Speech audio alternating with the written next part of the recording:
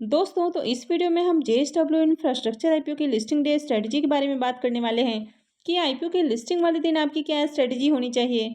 आपको इसको long term के लिए होल्ड करना है या फिर इसमें प्रॉफिट बुक कर लेना चाहिए।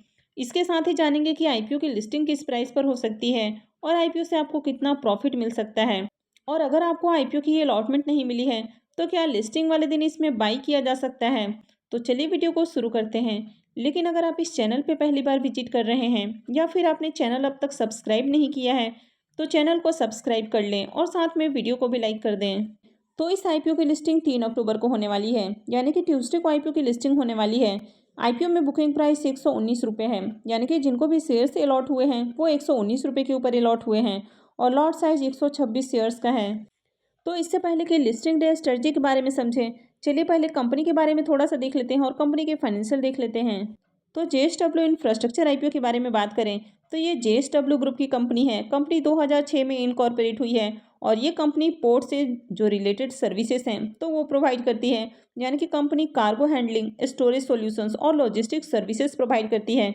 तो ये जो कंपनी है ये इंडिया की second largest port operator company है, यानी कि एक नंबर पर आपको अडानी पोर्ट देखने को मिलता है और ये कंपनी दूसरे नंबर पर आती है। तो ओवरऑल कंपनी के बिजनेस की बात करें तो कंपनी का बिजनेस काफ़ी अच्छा है। अगर इस कंपनी के फाइनेंशियल की भी बात करें तो कंपनी के फाइनेंशियल बहुत ही अट्रैक्टिव देखने को मिल रहे हैं। कंपनी के एसेट में ईयर ऑन ईयर हमें ग्रोथ देखने को मिल रही है। रेवेन्यू में देखें तो कंपनी के रेवेन्यू भी बढ़ते हुए देखने को मिल रहे हैं। कंपनी के प्रॉफिट आफ्टर टैक्स देखें तो कंपनी के प्रॉफिट में भी इजाफा देखने को मिल रहा है। और फाइनेंशियल 22 से फाइनेंशियल 23 के प्रॉफिट को देखें तो कंपनी का जो प्रॉफिट है वो 2 गुना से भी ज़्यादा होते हुए देखने को मिल रहा है। नेटवर्थ की बात करें तो कंपनी का नेटवर्थ भी बढ़ते हुए देखने को मिल रहा है। साथ ही कंपनी के जो रिजर्व हैं वो भी साल दर साल हमें बढ़ते हुए देखने को मिल रहे हैं। अगर कंपनी के डेट की भी बात करें तो कंपनी के डेट भी हालांकि इंक्रीज हुए हैं और अभी कंपनी के ऊपर 4243 करोड़ का हमें डेट देखने को मिल रहा है। तो कंपनी के ऊपर हमें हेवी डेट देखने को मिल रहा है, लेकिन कंपनी आईपीओ से जो फंड रेज करने वाली है तो उससे अपने डेट का भुगतान करने वाली है और जल्द ही कंपनी आपको डेट फ्री होते हुए देखने को मिलेगी। अब अगर आप जेएसडब्ल्यू इंफ्रास्ट्रक्चर के एंकर लिस्ट को देखें तो यहाँ पर एंकर लिस्ट में आपको काफ़ी सारे एफआईआईज, डीआईआईज, म्यूचुअल फंड्स, इन सब का नाम देखने को मिल रहा है। तो जैसे कि आप यहाँ पर देख सकते हैं, यहाँ पर government of Singapore, monetary authority of Singapore, Morgan Stanley, SBI, HDFC, ICIC, इसके काफ़ी सारे जो फंड्स हैं वो हमें देखने को मिल रहे हैं। तो इसके एंकर लिस्ट में काफ़ी सारे नाम आपको देखने को मिलते हैं, यानी कि इसकी बहुत अच्छी मार्केट में डिमांड है।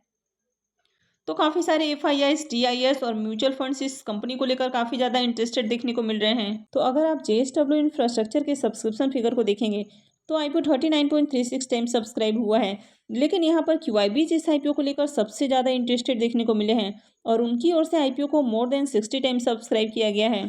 तो यहाँ पर क्यूआईबीज को जो शेयर्स ऑफर किए गए थे वो हमें 7,05,88,236 शेयर्स देखने को मिल रहे हैं और इनकी ओर से जो बिडिंग आई है वो इसे 60 गुना से भी ज़्यादा शेयर्स के लिए बिडिंग देखने को मिल रही है। यहाँ पर क्यूआईबीज को जो शेयर्स मिलने वाले हैं वो हमें 7,05,88,236 शेयर्स ही मिलते हुए देखने को मिलेंगे, यानी कि जो भी क्यूआईबीज हैं तो उन सबकी डिमांड नहीं पूरी होने वाली है। तो बाकी के जो क्यूआईबीज हैं वो आपको ओपन मार्केट से बाई करते हुए देखने को मिलेंगे, यानी कि लिस्टिंग वाले दिन उनकी ओर से बाइंग आ सकती है। यानी कि मार्केट में देखा जाए तो बहुत ही ज़बरदस्त डिमांड है। तो चलिए ग्रे मार्केट प्रीमियम देख लेते हैं और जानते हैं कि आईपीओ की लिस्टिंग किस प्राइस पर हो सकती है और आईपीओ से कितना प्रॉफिट मिल सकता है। जेएसडब्ल्यू इंफ्रास्ट्रक्चर आईपीओ के ग्रे मार्केट प्रीमियम देखें तो कल तक जहां इसका प्रीमियम 27 रुपये पे ट्रेड कर रहा था वो अभी बढ़ के हमें 28 रुपये के ऊपर देखने को मिल रहा है। तो इसमें जो डिमांड है वो धीरे धीरे इंक्रीज होते हुए देखने को मिल रहा है, यानी कि इसमें डिमांड आ रही है। आईपीओ में बुकिंग प्राइस 119 रुपये है और अभी इसका प्रीमियम 28 पे ट्रेड कर रहा है, यानी कि आईपीओ की लिस्टिंग 147 रुपये के अराउंड हो सकती है। अब अगर इसमें प्री ओपन मार्केट में बाइंग नहीं आती है या लिस्टिंग के साथ बाइंग नहीं आती है तो इसमें डिमांड थोड़ी सी कम हो सकती है। तो ऐसे में हो सकता है कि आईपीओ की लिस्टिंग आपको 140 रुपये के अराउंड देखने को मिले।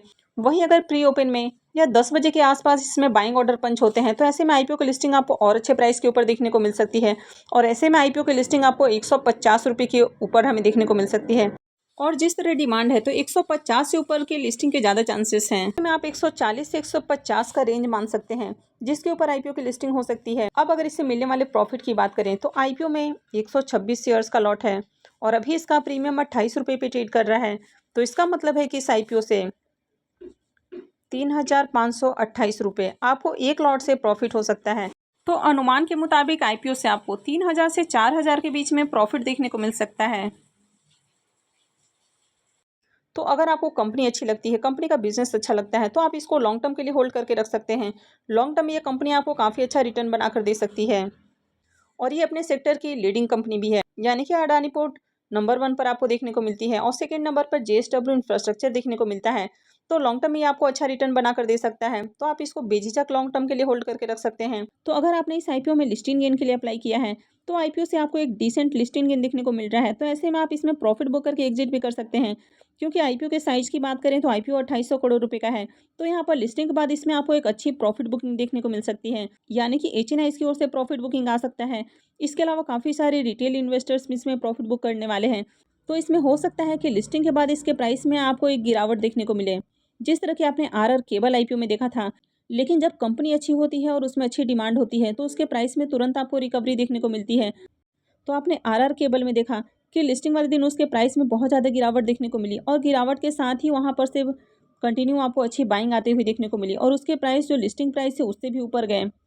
तो यहाँ भी हो सकता है कि आपको सेम सिचुएशंस देखने को मिले, यानी कि एक बार प्रॉफिट बुकिंग आ सकती है और उसके बाद इसके प्राइस रिकवर होकर हो सकता है कि और नए हाई बनाएं, या फिर हो सकता है कि प्री ओपन मार्केट में या लिस्टिंग के साथ बहुत अच्छी बाइंग आपको देखने को नहीं मिले। जिस तरह आपने यथार्थ हॉस्पिटल में देखा था कि वहाँ पर क्यूआईबी इंटरेस्टेड थे, लेकिन उन्होंने पहले बाई ऑर्डर पंच नहीं किया, तो इसके कारण आईपीओ की लिस्टिंग नीचे के प्राइस पर हुई और बाद में उसमें अच्छी रैली देखने को मिली। तो यहाँ पर आगे कुछ भी पॉसिबल है। तो अगर आपने इस आईपीओ में लिस्टिंग गेन के लिए अप्लाई किया है, तो थोड़ी देर आप इसके प्राइस को ट्रैक कर सकते हैं कि इसके प्राइस किस तरह मूव कर रहे हैं और उसके बाद आप इसमें प्रॉफिट बुक कर सकते हैं। लेकिन अगर आप थोड़ा सा पेशेंस के साथ वेट कर सकते हैं, तो आप अपने 50% शेयर्स में प्रॉफिट बुक कर लीजिए और इस 50% को आप कुछ दिनों के लिए होल्ड करके रख सकते हैं। यानी कि इसमें स्विंग ट्रेडिंग कर सकते हैं। हो सकता है कि आने वाले कुछ दिनों में आपको इसमें अच्छी तेज़ी देखने को मिले, जिसकी कि ज़्यादा पॉसिबिलिटी है। तो ऐसे में आपके जो प्रॉफिट हैं वो और ज़्यादा इंक्रीज़ हो सकते हैं। अब अगर आपको अलॉटमेंट नहीं मिली है और लिस्टिंग वाले दिन आप इसमें बाई करके प्रॉफिट बनाना चाहते हैं, तो यहाँ पर जैसे कि हमने पहले निकाला कि इसमें एक जो लिस्टिंग प्राइस रेंज हो सकता है वो 140 से 150 के बीच में हो सकता है।